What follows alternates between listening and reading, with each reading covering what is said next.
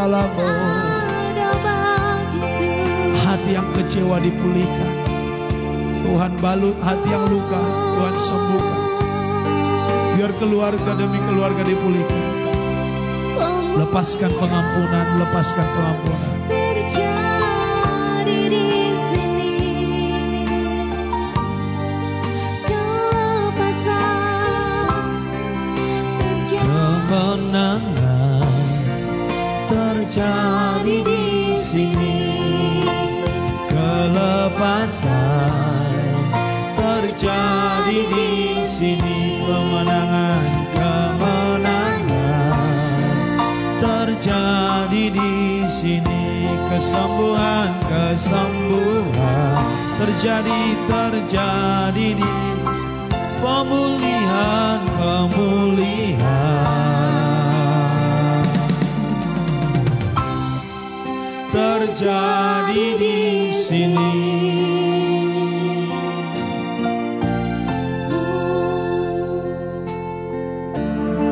Berfirmanlah ya Tuhan, kami siap mendengarkan. Di dalam nama Yesus. Angkat tangan kita saudara, kita berdoa bagi keluarga kita saudara. Ikut deklarasi, katakan dalam nama Yesus. dalam nama Yesus. Aku percaya Tuhan menyembuhkan, setiap hati kami. Setiap hati Kami bebas, kami merdeka dari setiap kuasa kegelapan, dari segala sakit hati. Dalam nama Yesus, keluargaku dipulihkan, keluargaku menang, keluargaku sembuh, keluargaku lepas dari segala pekerjaan iblis. Dalam nama Yesus, keluargaku malam ini dilawat Tuhan. Dalam nama Yesus, dalam nama Yesus, setiap kuasa kegelapan dihancurkan dalam nama Yesus. Setiap pekerjaan iblis yang menghancurkan keluargaku, dalam nama Yesus, enyah keluar dari hidup kami. Dalam nama Yesus, anggota keluargaku diberkati. In Jesus name. Roh Kudus, kami mengundang Engkau. Ambil alih keluarga ini. Katakan Roh Kudus, aku mengundang Engkau. Ambil alih keluarga ini. Tuhan yang menghadirkan segala yang baik untuk keluarga kami. Apa yang kami perlukan, apa yang kami doakan, kami percaya Tuhan mendengar dan mengabulkannya. Dalam nama Yesus.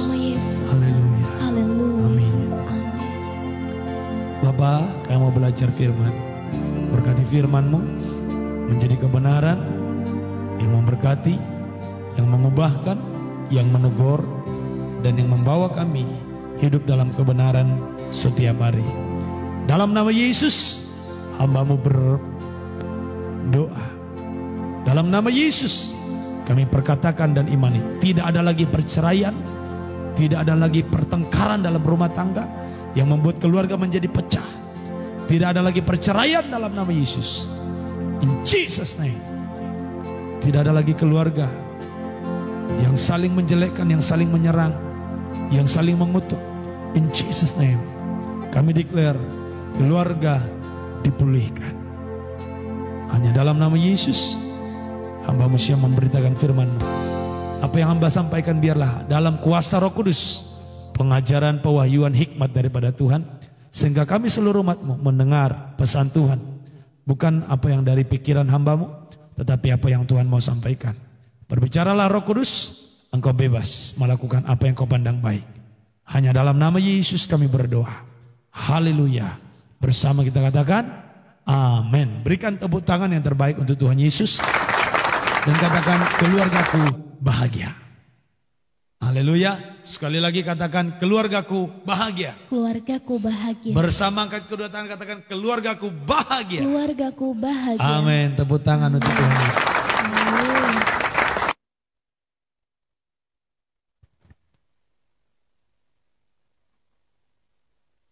Baik, puji Tuhan, selamat malam. Keluarga-keluarga yang berbahagia. Keluarga-keluarga yang dahsyat dan luar biasa. Saya percaya saudara sudah menantikan sesi ini, karena ini sesi yang ketiga. Sesi pertama di Selasa minggu lalu, sesi yang kedua di hari Sabtu yang lalu, dan malam ini sesi yang ketiga. Harapan saya di sesi yang ketiga menjaga keutuhan keluarga boleh selesai. Walaupun sebenarnya ada banyak materi yang bisa kita pelajari lagi untuk memperdalam bagaimana tugas-tugas dalam keluarga. Tapi saya berharap saudaraku dengan 3 sesi ini saja ya mata hati kita mulai terbuka, cara pandang kita mulai berbeda, melihat bagaimana sebuah keluarga berbahagia. Keluarga bahagia bukan berarti semua keluarga seia sekata dan tidak pernah berbeda pendapat. Keluarga bahagia adalah keluarga yang dapat mengambil ya titik tengah yang saling memberkati, saling menguntungkan satu dengan yang lain. Ya, keluarga yang berbahagia jikalau diangkat di antara anggota keluarga itu masing-masing mengerti apa yang menjadi tugas dan tanggung jawabnya. Yang sudah kita bahas tugas seorang istri, tugas seorang suami, dan sedikit tugas seorang anak. Dan malam ini kita akan belajar lebih jauh lagi. Dan bagi Bapak Ibu yang baru malam ini mendengar tentang tema menjaga keutuhan keluarga, ada 2 sesi yang Bapak Ibu sudah lewatkan dan kami harap saudara boleh mendengarkannya supaya sempurna, saudara bisa mengerti bagaimanakah tugas tanggung jawab kita dalam menjaga keutuhan keluarga. Saudaraku, sekilas saya bacakan apa yang sudah kita pelajari untuk tugas seorang istri.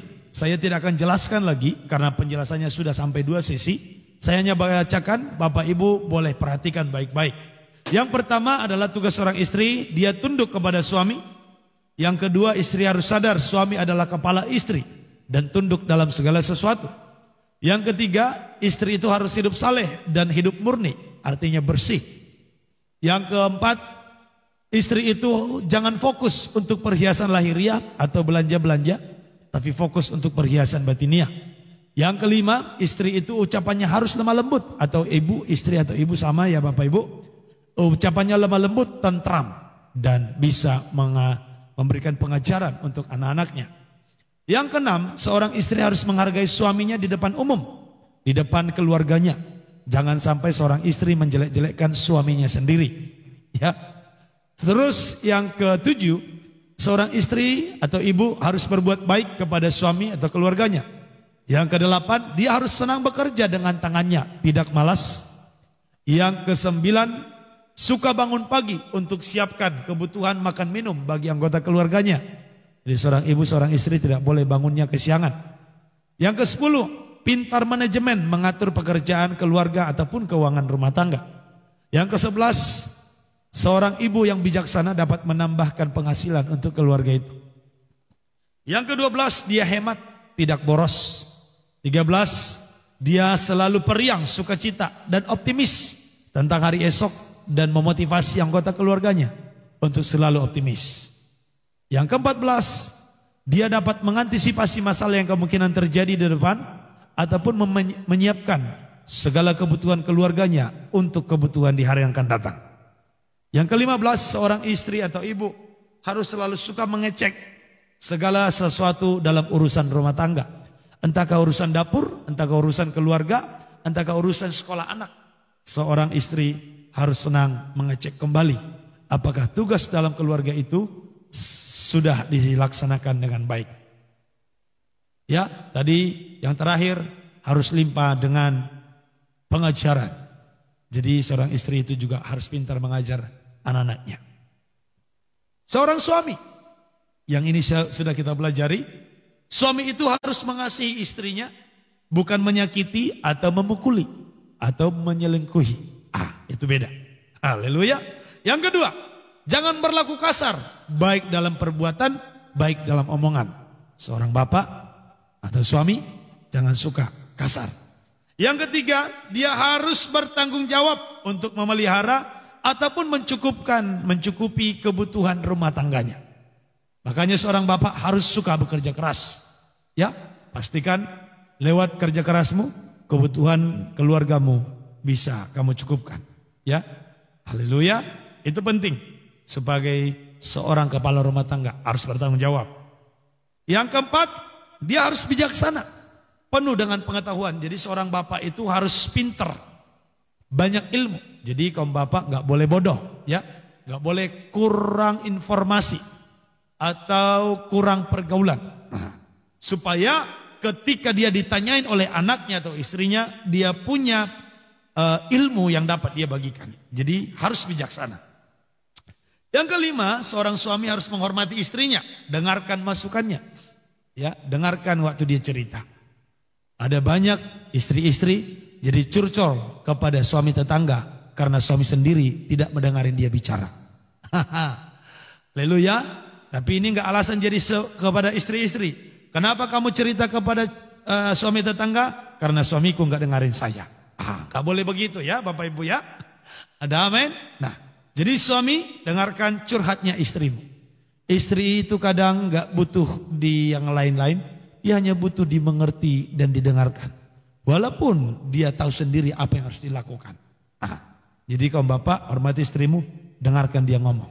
Walaupun bapak sambil ngantuk-ngantuk, bersabarlah.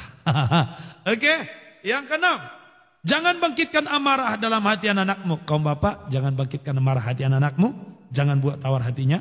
Ya, yang ketujuh, seorang suami harus dapat mendidik keluarga dalam ajaran dan nasihat Tuhan. Berarti seorang suami atau bapak itu harus rohani. Ya, tidak cukup hanya istrinya atau anak-anaknya yang disuruh ke gereja. Dia harus bisa juga menuntun menjadi teladan untuk ke gereja, untuk ibadah. Jadi kaum bapak itu harus banyak mengerti firman. Jadi kalau ada kaum bapak yang dengar khotbah ini belum banyak mengerti firman, makanya pagi dan malam kaum bapak lah yang harus lebih dahulu mengikuti mesbah doa supaya banyak mengerti firman. Nanti jangan sampai pula apanya bapak ini enggak tahu pula di mana tertulis Matius katanya, kan malu kita sebagai kaum bapak. Ayo Pak, kita baca Amsal, kita cari di perjanjian baru, enggak ketemu kan? Ayo kita buka kitab Yoel. Kok ada si Yoel, itu kan nama tulangmu katanya pula. Haleluya saudaraku, ya kaum bapak harus mengerti firman, ya. Jangan bilang ketika dibuka kitab Yoel, jangan kau berani sebut-sebut kitab Yoel, itu nama tulangmu itu si Yoel katanya. Saudaraku enggak boleh begitu ya. Ada amin saudara. Jadi kaum bapak itu harus mengerti firman. Ya, harus dapat mendidik anak-anaknya, keluarganya untuk takut akan Tuhan. Itu sedikit yang bisa saya bagikan tentang mengulang kembali tugas seorang istri dan suami. Nah, saudaraku, kita akan lanjut tugas seorang anak. Sekaligus ini menjadi perhatian bagi orang tua, bagaimana cara mendidik anak yang baik dari ayat firman Tuhan, ya, dari sudut pandang firman Tuhan. Ini ada mungkin sudut pandang psikologi, ada mungkin sudut pandang daripada ilmu akademis. Nah, tapi saya rindu saudaraku, saudara juga dapat mendidik anak dari segi kerohanian. Ada amin? Ya, saudaraku, bagikan sebanyak-banyaknya dan perhatikan baik-baik. Bagi saudara sebagai seorang anak, nah saudara harus nangkap ini dengan baik supaya engkau diberkati. Masa depanmu dahsyat dan luar biasa. Haleluya. Pastikan saudara boleh menyimak baik-baik. Kita baca langsung Efesus pasal yang ke-6 ayat 1 sampai 3. Kita baca ayatnya, Efesus pasal 6 ayat 1 sampai 3. Hai anak-anak, taatilah orang tuamu di dalam Tuhan, karena haruslah demikian. Hormatilah ayah dan ibumu. Ini adalah suatu perintah yang penting, seperti yang nyata dari janji ini, supaya kamu berbahagia dan panjang umurmu di bumi. Saudaraku, jikalau Anda seorang anak, walaupun mungkin sudah orang tua, tetapi saudara sebagai seorang anak masih punya orang tua yang masih hidup, saudaraku, ini yang wajib kita lakukan supaya saudara diberkati dalam hidupmu. Yang pertama adalah taatilah orang tuamu di dalam Tuhan. Saudara, orang tuamu harus kamu taati di dalam Tuhan, di dalam kebenaran. Tuhan itu di dalam firman. Tuhan itu adalah firman. Karena haruslah demikian. Bapak Ibu, anak-anakmu harus kamu ajar dari kecil, mereka harus mentaati orang tua di dalam Tuhan. Tetapi mentaati orang tua dalam Tuhan ini bukan semua yang salah pun ditaati ya. Nah, jadi makanya ditegaskan di sini, taatilah orang tuamu di dalam Tuhan. Tuhan itu adalah Allah, Allah itu adalah firman. Berarti kita harus mentaati orang tua kita selagi yang disampaikan orang tua itu tidak bertentangan dengan firman. Kenapa saya katakan seperti ini? Karena ada juga orang tua yang tidak hidup dengan firman. Nah, tetapi bukan berarti orang tua yang tidak hidup dengan firman tidak ditaati. Selagi yang disampaikan masih sesuai dengan firman, perhatikan baik. Selagi yang disampaikan tidak melanggar firman Tuhan, sebagai seorang anak, kita tidak punya hak untuk tidak taat. Contoh, seorang ayah mengajar anaknya, kamu pergi ke gereja. Sementara ayahnya tidak ke gereja. Sebagai seorang anak, kita harus taat pergi ke gereja. Tapi kan dia nggak jadi teladan. Nah, memang dia salah. Tapi bukan berarti kamu juga punya alasan untuk hidup salah. Dia bilang jangan merokok, tapi dia merokok. Yang dia bilang jangan merokok, itu kamu harus taati. Tapi dia merokok, itu memang dia salah. Tapi bukan berarti kamu menjadikan itu alasan untuk kamu juga berbuat salah. Ada amin, saudaraku? Haleluya. Haleluya. Jadi Bapak Ibu ini harus diajar. Ini tugas kaum bapak. Sekaligus juga tugas orang tua sebenarnya ini. Bagaimana mengajar anak-anakmu untuk mereka ngerti kebenaran ini. Ini yang saya katakan Bapak Ibu, jangan hanya investasi bagi anak-anakmu untuk mereka mengerti akademis, ilmu fisika, ilmu kimia, apalagi saudaraku, ya matematika, bahasa Inggris, ilmu bahasa. Jangan saudara hanya investasi untuk anakmu mengerti ilmu akademis dunia. Tapi saudara tidak mendidik anakmu atau berinvestasi kepada anakmu untuk mereka mengerti kebenaran firman Tuhan. Ajar mereka sejak dari kecil untuk bisa taat terhadap orang tua. Hai anak-anak, taatilah orang tuamu. Yang kedua, yang harus saudara lakukan sebagai anak muda, hormatilah ayahmu dan ibumu. Hormatilah ayahmu dan ibumu, ini adalah suatu perintah yang penting. Menghormati orang tua adalah perintah yang penting. Amin. Saudara, ini yang tidak boleh kita lupakan, menghormati orang tua adalah perintah yang penting supaya nyata. Karena setiap kita menghormati orang tua, ada janji menjadi nyata. Apa? Kamu berbahagia dan panjang umur di bumi. Orang yang tidak menghormati orang tuanya sendiri, nyawanya terancam. Nyawanya terancam, dia tidak panjang umur atau dia tidak bahagia. Makanya anak-anak muda, jikalau kamu mau menikah, pastikan kamu dapat restu dari orang tuamu. Jangan menikah tanpa dapat restu dari orang tua.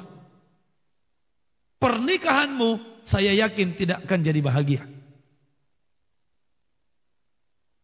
Ada amin? Amin. Haleluya. Haleluya. Jangan pula kamu mau nikah, disebut dengan istilah kawin lari. Kawin menikah dengan yang dapat restu saja masih banyak perjuangan. Apalagi kamu menikah tanpa ada restu dari orang tua. Perjuangannya lebih susah lagi. Ini suatu perintah yang penting. Nah, jikalau masing-masing anggota keluarga mengerti tugas dan tanggung jawabnya, saya yakin keluarga itu akan menjadi keluarga yang berbahagia. Bapak Ibu, jangan sampai ayat ini kamu tidak ajarkan kepada anak. Berapa banyak orang tua jadi kecewa, dia sekolahkan anaknya tinggi-tinggi. Setelah dia doktor atau mungkin master, anak ini dapat kerja yang baik, tapi dia lupa dengan orang tuanya. Atau justru karena dia pintar, dia suka hati ngomong sama orang tuanya. Bahkan bilang, memang mama bodoh kali katanya pula. Udahlah, mama papa diam aja, nggak ngerti itu. Tidak ada hormatnya lagi sama orang tua. Kasihan kan seperti ini. Saya melihat ada banyak orang tua yang menjadi makan hati. Dia menangis. Tapi dia nggak mungkin juga itu menolak anak. Karena orang tua sejahat-jahatnya anak, dia tetap akui itu anaknya. Apalagi seorang ibu. Kalau seorang bapak karena emosi bisa saja, kamu bukan anakku. Tapi tetap hatinya teriris. Oleh sebab itu, ajar anak-anak kita menghormati orang tua menjadi perintah yang penting. Supaya hidupmu berbahagia. Amin. Saudara mau berbahagia? Amin. Nah, jikalau saudara yang mendengarkan ini mungkin kamu menikah tanpa restu orang tua. Kamu harus pergi meminta maaf dan pastikan orang tuamu sampai melepaskan berkat tumpang tangan di atas kepalamu sampai engkau mendapat berkat dari orang tuamu sendiri. Sebagai seorang hamba Tuhan, saya menunjukkan saudaraku, saya mengerti ayat ini sebagai seorang hamba Tuhan, sekalipun saya pendeta, ketemu mama saya minta dia tumpang tangan, melepaskan berkat. Maka orang tua kamu harus belajar ini kepada anak-anakmu sejak dari dia kecil. Tumpangkan tanganmu buat anakmu, katakan kata-kata berkat. Ini juga sekaligus menjaga hubungan keluarga yang akur. Nah, makanya seorang bapak atau seorang ibu itu tadi harus limpah dengan firman. Harus rohani.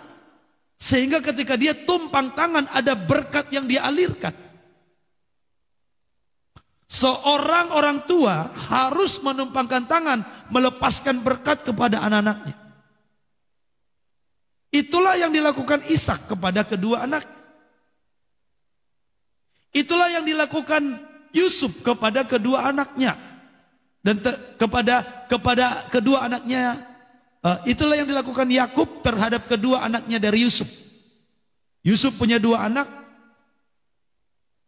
lalu dibawa kepada Yakub, maka Yakub tumpangkan tangan kepada kedua anak itu. Orang tua belajar tumpangkan tangan berkati anak-anak.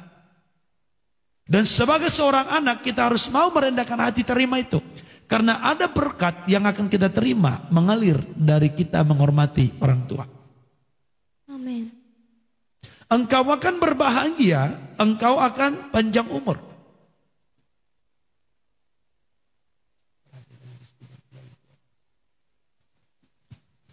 Sampai di sini bagaimana Bapak Ibu? Ada amin? Bisa amin sampai di sini? Bapak Ibu Saudara?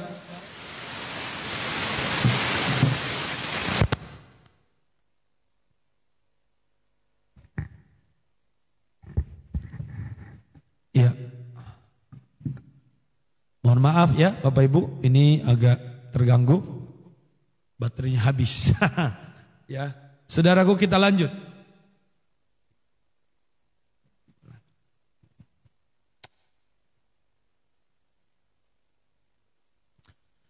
Jadi seorang anak itu harus menghormati ayahnya atau ibunya dan supaya dia menjadi berbahagia dan panjang umur.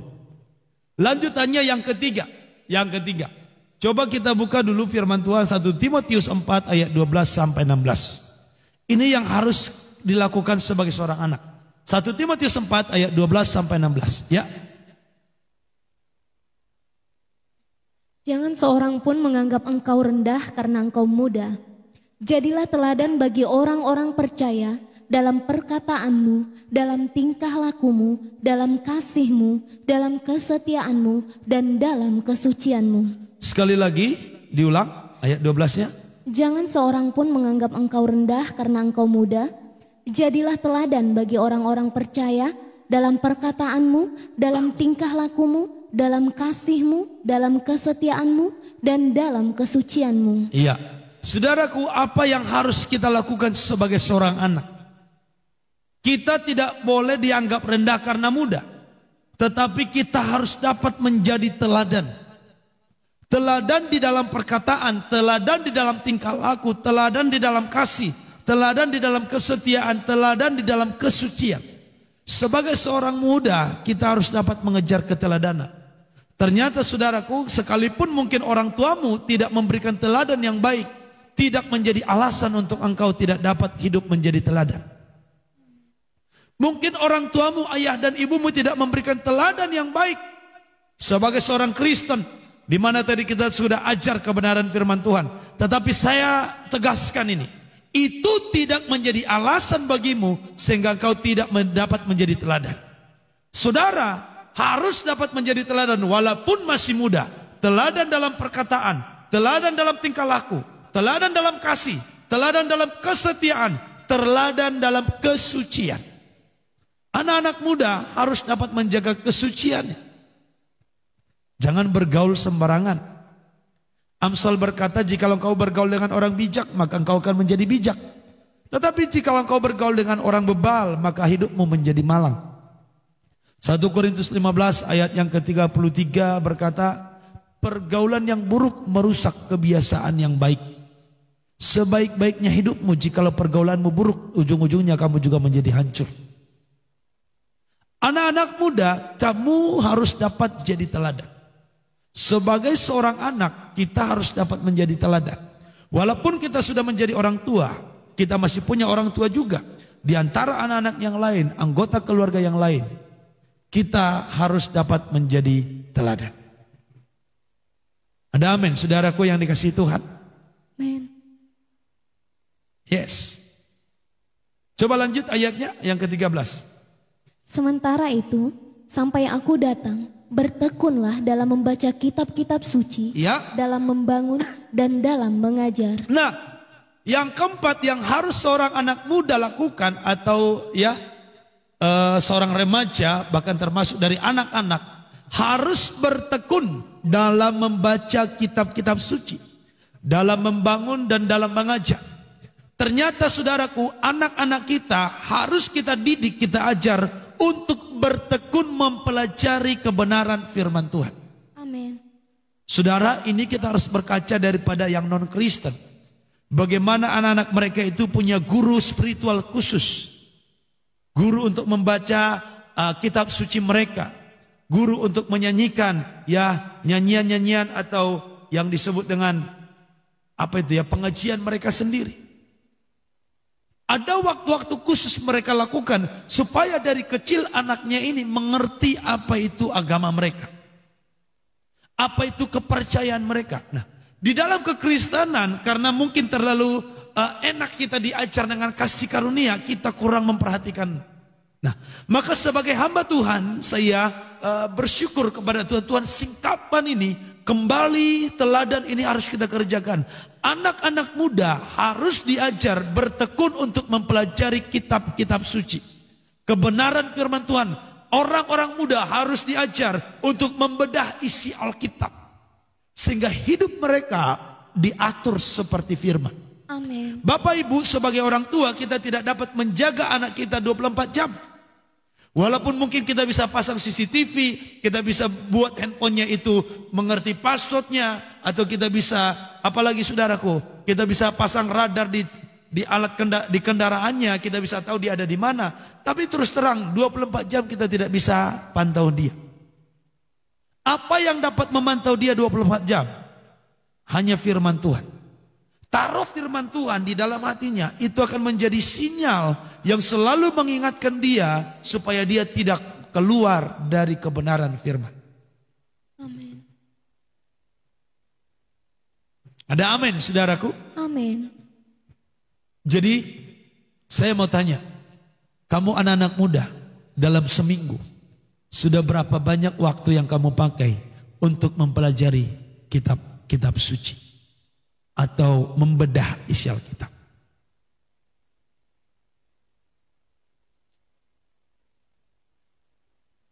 Sebagai orang tua, saya mau tanya ini.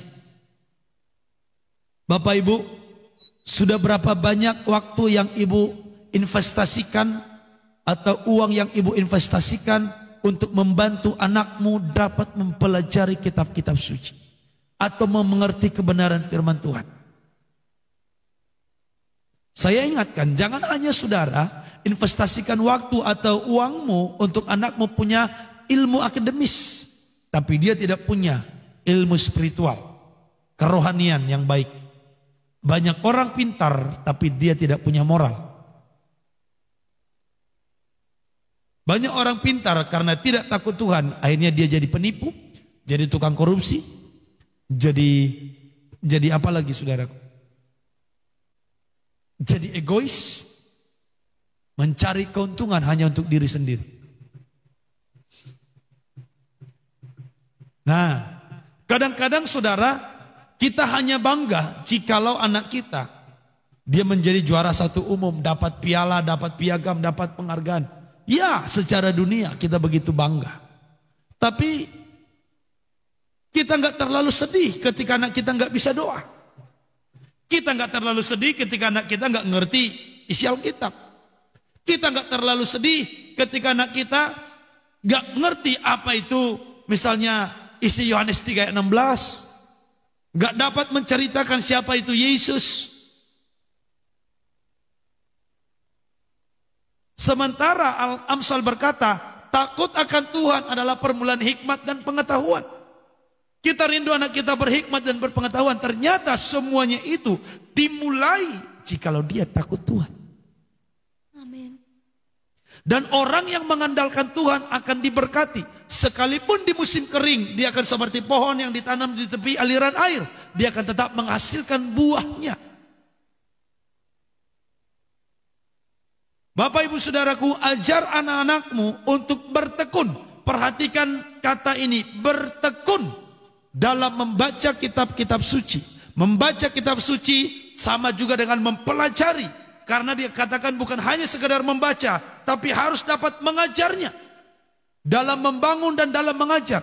Kitab-kitab suci itu bukan hanya lagi diajarkan oleh orang tua, tapi anak-anak muda juga harus sampai bisa mengajarkan isi kebenaran firman Tuhan. Wow. Haleluya. Saya mau tanya Bapak Ibu, bagaimana dengan anak-anakmu? Sudahkah mereka bertekun belajar firman? Kalau enggak, saya mau kasih tahu, itu bukan salah mereka. Tapi salahmu sebagai orang tua. Tidak kamu didik sejak dari kecil untuk dia belajar terhadap firman. Sebagai orang tua kita hanya fokus, dia les matematika, dia les fisika, dia les bahasa, dia les melukis dan lain. Kursus hanya hal-hal yang lahiriah, yang duniawi. Tapi untuk rohnya kita kurang perhatikan. Itu sebabnya firman ini harus dibukakan malam ini. Karena sudah begitu banyak anak-anak muda. Dia pintar secara akademis, tapi moralnya hancur. Dia bisa juara 1 umum di sekolah, tapi di rumah bentak-bentak bapak dan mamanya sendiri. Bahkan ngomong kasar. Bahkan ketika ditegur, dia berani buang handphonenya, dia berani buang gelasnya ketika ditegur oleh orang tuanya sendiri. Kenapa bisa begini? Sebenarnya salah orang tua. Tidak dididik takut Tuhan sejak dari kecil.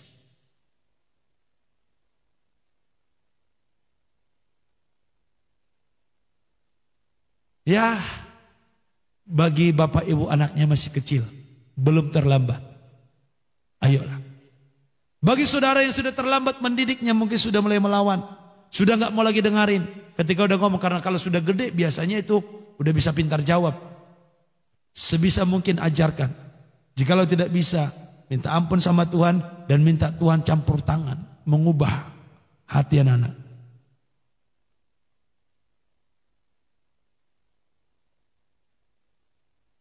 Kita lanjut dulu baca ayat 14. Jangan lalai dalam mempergunakan karunia yang ada padamu, yang telah diberikan kepadamu oleh nubuat dan dengan penumpangan tangan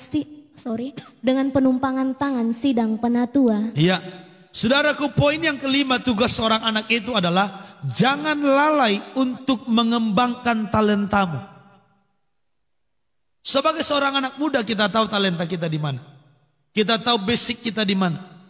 Jikalau ya saudara sebagai orang tua, kamu harus tahu anakmu itu basicnya apa, talentanya apa. Bernyanyi kah, melukis kah, main musik kah, atau yang lainnya. Jikalau tidak tahu, kita bisa membantu juga dengan ilmu psikologi. Anak kita bisa bawa tes untuk ya kelebihannya di mana, basic hidupnya di mana. Kita bisa lihat secara ilmu psikologi, tapi lebih daripada itu, saudara bisa lihat itu dengan dia mengerti firman. Biasanya firman Tuhan hidup dalam doa, dalam hadirat Tuhan akan lebih memberitahu kita basicnya apa. Dikatakan di sini jangan lalai mempergunakan karunia yang ada padamu. Anak-anak muda itu sudah diperlengkapi dengan karunia, dengan talenta, kelebihan khusus yang mendasar. Nah, sebagai anak muda kita harus mengembangkan talenta ini, memaksimalkan ini. Jikalau sebagai seorang pelayan Tuhan, maksimalkan talentamu. Latih di situ, perdalam di situ. Amin, saudaraku. Haleluya. Ini penting. Jangan lalai mengembangkan talentamu. Jangan waktumu kamu habiskan hanya main game. Waktumu kamu habiskan hanya dengan nongkrong-nongkrong. Hanya keliling-keliling muter-muter. Bisa sesekali main game. Bisa sesekali. Tapi gamenya juga yang benar. Enggak semua game juga bisa. Ada game-game yang tidak mendidik. Ya. Tapi untuk game yang mendidik silakan. Tapi jangan juga kecanduan. Kalau sudah lebih dari 1 jam kamu waktunya kamu pakai untuk nonton atau main game. Itu artinya kamu sudah kecanduan. Itu sudah tanda. Something wrong dengan dirimu. Dan itu dapat merusak masa depan. Main nongkrong dengan teman bisa sesekali. Tapi waktunya diatur kapan dan di mana. Izin orang tua. Lewat dari izin orang tua kamu udah melanggar. Itu berbahaya untuk masa depan.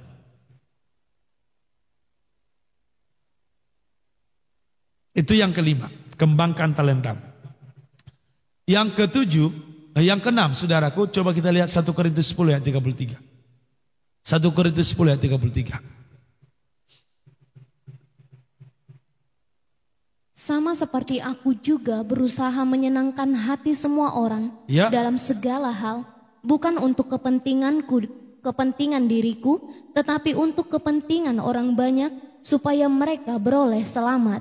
Ya, 1 Korintus 10 ayat 33. Ya. Coba diulang. Sama seperti aku juga berusaha menyenangkan hati semua orang dalam segala hal, bukan untuk kepentingan diriku, tetapi untuk kepentingan orang banyak, supaya mereka beroleh selamat. Oke, coba 1 Korintus 15 ayat 33. 1 Korintus 15 ayat 33. Ya. 1 Korintus 15 ayat 33. Janganlah kamu sesat, pergaulan yang buruk merusakkan kebiasaan yang baik. Sekali lagi, ya. Janganlah kamu sesat, pergaulan yang buruk merusakkan kebiasaan yang baik. Apa tugas seorang anak yang harus diperhatikan supaya keluarga bahagia? Waspadai dan awasi pergaulan. Pergaulan dan pengajarannya. Siapa teman dia bergaul, siapa teman dia curhat, itu penting bagi seorang anak. Karena seorang anak itu masih mudah terpengaruh. Dia masih gampang terombang-ambingkan.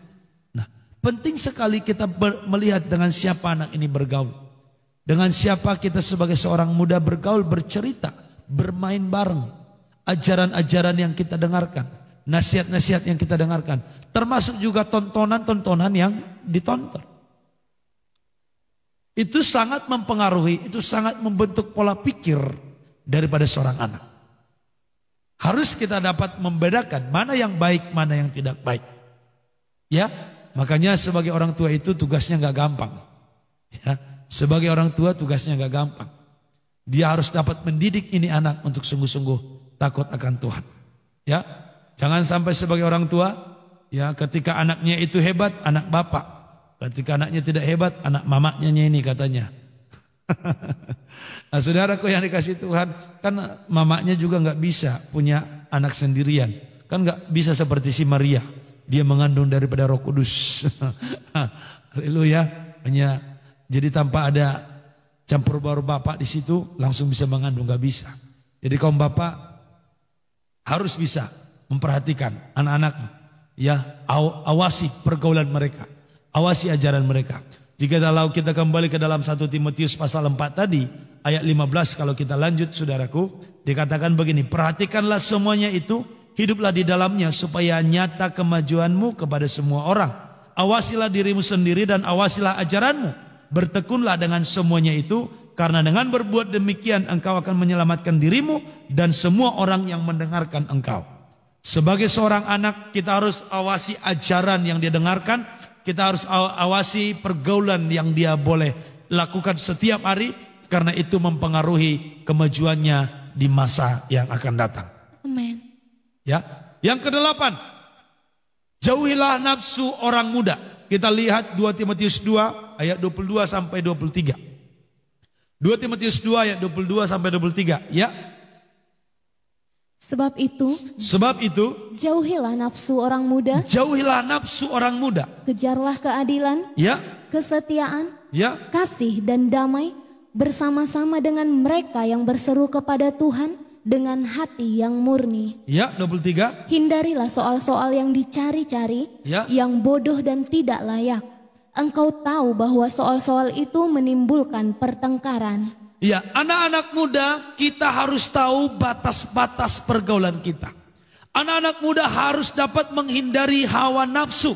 Nafsu orang muda. Itu sebabnya anak-anak muda dalam berpacaran selalu diawasi, diwanti-wanti, kling, kling, kling, kling gitu ya. Jangan berpacaran berdua-duaan di tempat sepi. Karena nafsu orang muda itu, wah, kalau sudah kena hawa nafsu orang anak muda, ini yang banyak menghancurkan. Berapa banyak orang putus sekolah karena tidak dapat menguasai hawa nafsunya. Berapa banyak orang putus kuliah karena tidak dapat menguasai hawa nafsunya. Berapa banyak orang yang tadinya pintar tapi karena terikut-ikut nafsu orang muda, keinginan anak-anak orang muda, dia menjadi hilang daripada prestasi-prestasi yang ada. Oleh sebab itu anak muda kita harus tahu kelemahan kita. Makanya kita berkata, hindarilah nafsu orang muda. Apa yang harus kita kejar? Keadilan, kesetiaan, kasih dan damai sejahtera. Dan dengan mereka yang berseru kepada dengan Tuhan dengan hati yang murni. Jadi kita harus mengejar mereka yang berseru kepada Tuhan dengan hati yang murni. Jadi anak-anak muda, jikalau mau masa depanmu hebat, dahsyat dan luar biasa, kejar bersekutu, berkumpul bersama dengan mereka yang berseru kepada Tuhan, yang punya hati nurani yang murni. Jadi ini sebagai orang tua harus diarahkan nih. Anakmu bergaul dengan orang yang sungguh-sungguh takut akan Tuhan. Amin. Nah, itu penting. Harus diarahkan. Mumpung dia masih minta uang jajan. Ya kan? Kalau dia masih minta uang jajan sama orang tua, nih, permintaan papa dan mama. Kamu ibadah, bergaul, ikut ini pelayanan. Itu penting, saudara. Libatkan anakmu untuk ikut melayani di dalam pekerjaan-pekerjaan Tuhan. Latih dari sejak muda mereka. Ajar mereka melayani Tuhan. Karena kejarlah ya persekutuan dengan mereka yang berseru kepada Tuhan dengan hati yang murni. Harus dilibatkan dalam pelayanan dengan orang-orang yang sungguh-sungguh di dalam Tuhan.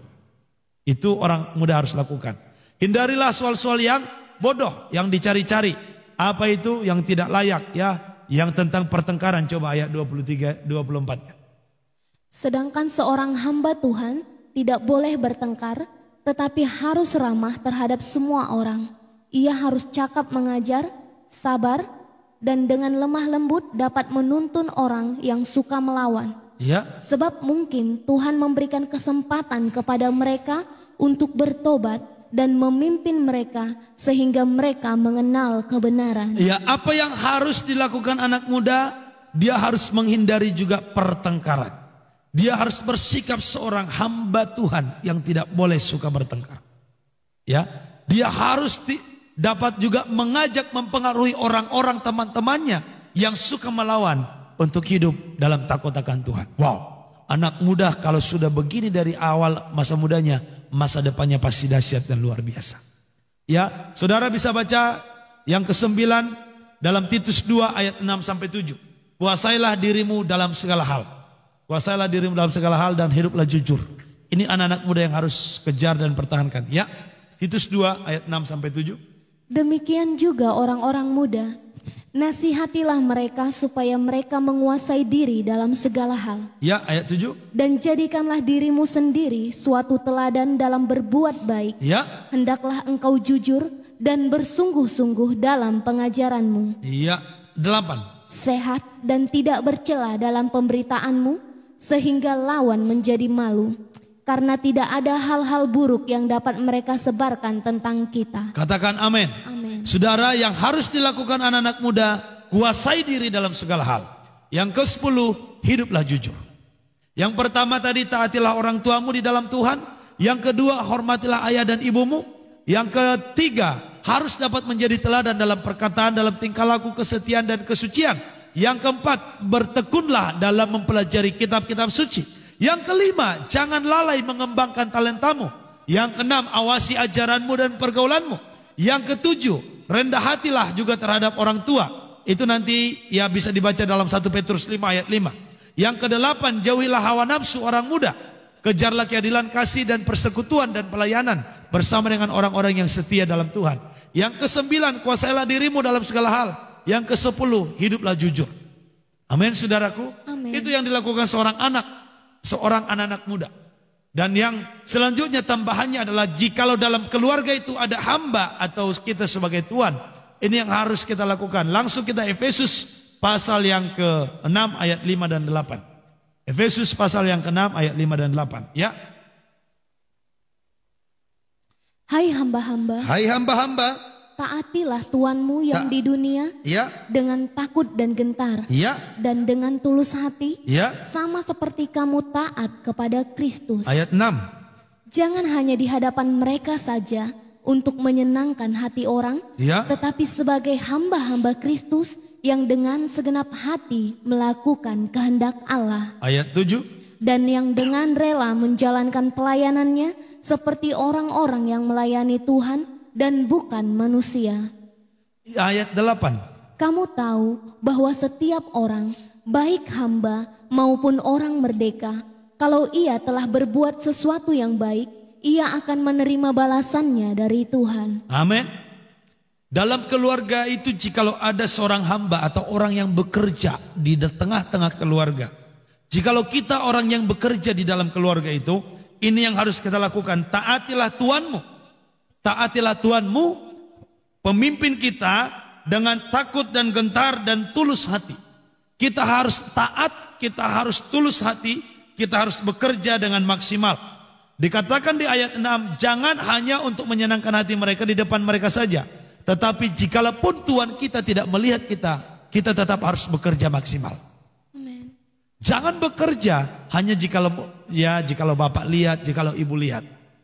Tapi dalam segala sesuatu, segala waktu, kita harus tetap kerjakan itu maksimal. Nah, bagaimana jikalau kita yang sebagai tuan terhadap anggota keluarga yang mereka bekerja bagi kita? Ayat yang ke-9.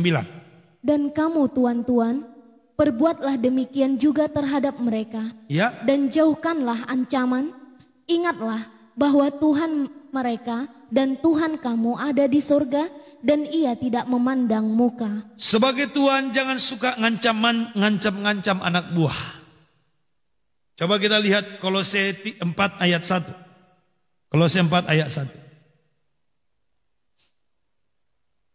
Hai tuan-tuan, berlakulah adil dan jujur terhadap hambamu.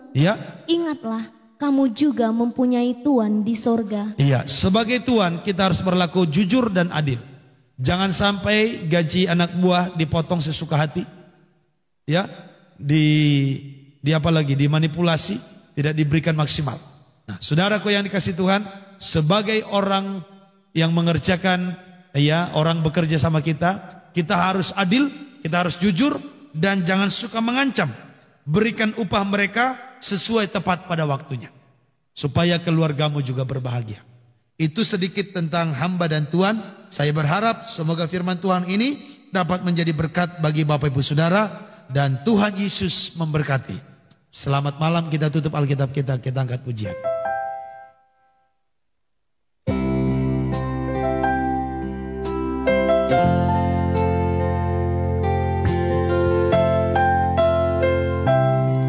Semoga saudara terberkati dengan kebenaran firman yang kita sampaikan. Suatu saat jikalau mungkin diperlukan kembali, kita bisa memperdalam lagi, menjaga keutuhan keluarga ini dengan tema yang berbeda, tapi mengajar tentang keluarga yang lebih dalam. 3 sesi ini semoga menjadi berkat bagi Bapak Ibu, supaya keluargamu bahagia.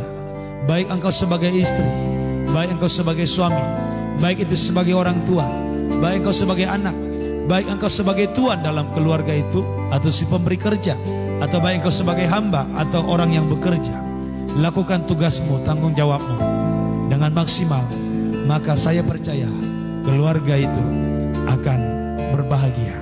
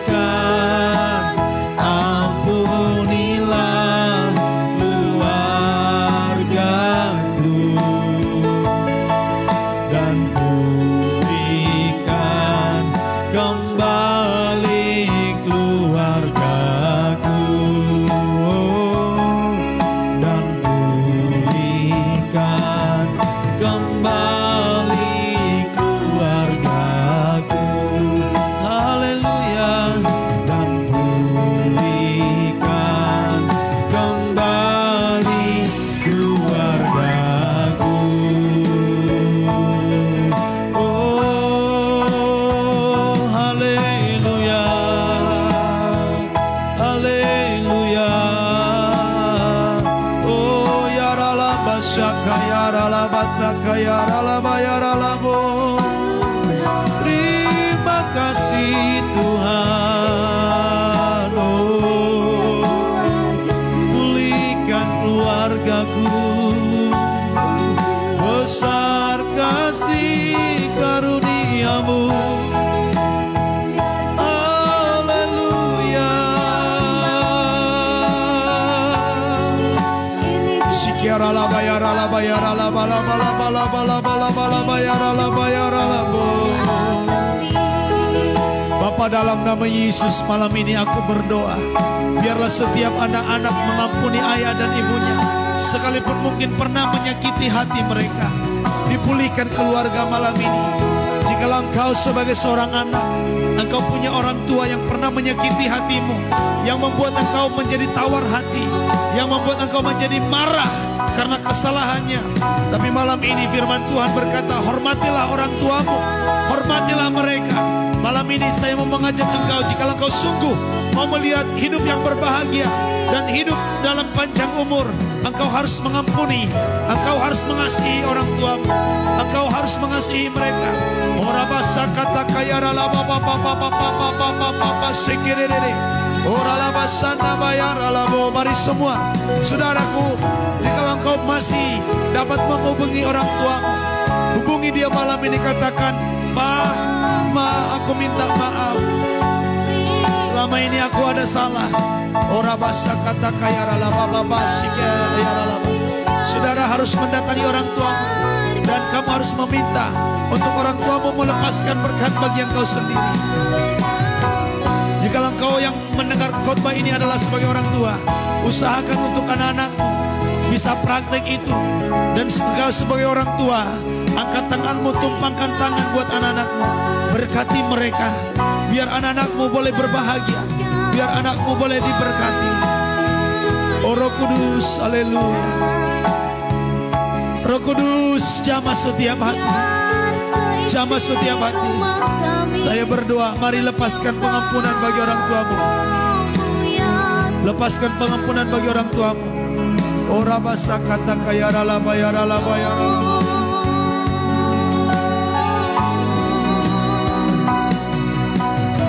Oh haleluya. Engkau yang marah dengan orang tuamu. Saya tahu ada yang kecewa, ada yang sakit hati, ada yang terluka oleh karena omongan orang tua sendiri. Malam ini ambil keputusan, engkau minta ampun sama Tuhan. Dan engkau juga minta maaf sama orang tua. Dan hubungi mereka. Minta mereka untuk melepaskan berkat kepadamu. Jikalau orang tuamu yang sudah meninggal, berarti kamu hanya minta ampun sama Tuhan. Kamu hanya perlu berdoa dan berkata, aku mengampuni orang tuaku Tuhan. Aku mengampuni mereka.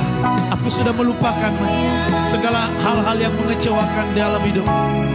Sikarabata kayaralaba syana bayaralaba yaralaba. Saudara taruh tanganmu di dada. Aku mau berdoa. Mengalirlah kuasa Roh Kudus. Aku berdoa Roh Kudus menjamah hatimu. Mengalirlah dalam hidupku, amin. Mengalirlah, oh Rohku. Aku berdoa biar Roh Kudus menjamah kau malam ini. Orala basa kata kaya ralamu.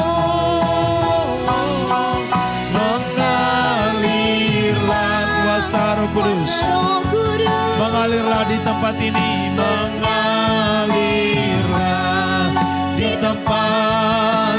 Ayo semua minta ampun sama Tuhan.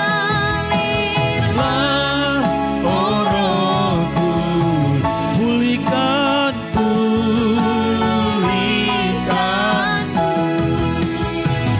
Jikalau yang mendengar khotbah ini malam ini, engkau satu keluarga ada di situ. Saya mau saudara praktek sekarang. Sebagai seorang anak, datangi orang tuamu. Minta maaf dan minta doa berkat. Jikalau sekarang saudara sama-sama anak dan orang tua mendengarkan, praktek sekarang. Kamu minta maaf dan minta doa berkat. Kami bernyanyi dari tempat ini. Saya berdoa Roh Kudus hadir di tengah-tengah keluarga saat ini yang sedang saling minta maaf dan berdoa. Aku berdoa Roh Kudus membebaskan setiap hati yang sakit, yang panas, yang sedih, yang kecewa selama ini. Ora basa kata kaya ralaba laba laba laba laba ya ralaba sana bayara.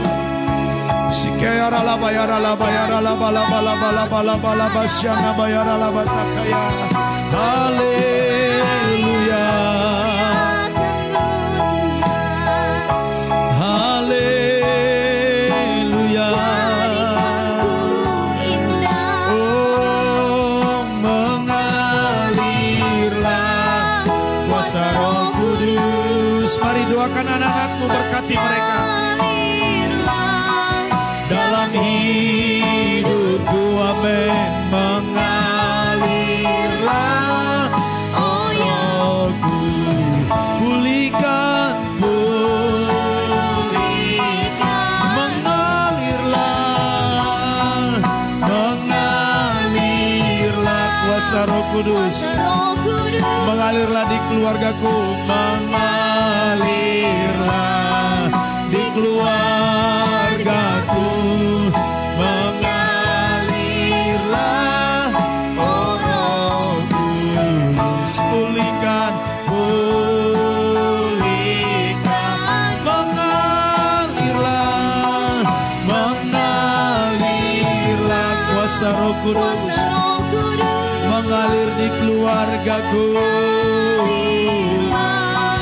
di keluargaku, mengalirlah, oh Rohku, pulihkan, pulihkan, katakan pulihkan, pulihkan, pulihkan.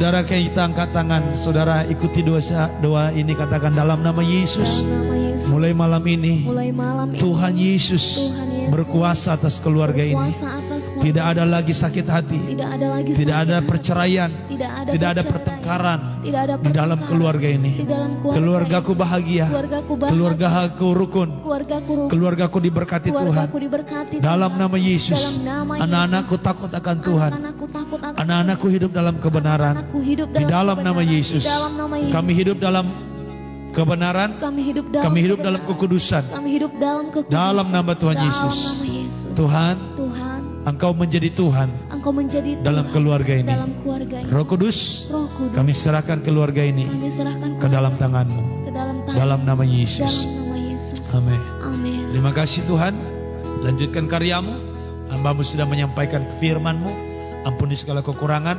Aku berdoa seluruh umat-Mu dimanapun mereka berada, Tuhan berkati berlimpah. Di dalam nama Yesus, tidak ada lagi keluarga yang bercerai. Tidak ada lagi orang tua dan anak yang berantem. Tidak ada lagi pertengkaran dalam keluarga. Dan apa yang kami berdoa, semua keluarga dipulihkan. In Jesus name. Kami terima segala berkat pada malam hari ini untuk keluarga kami.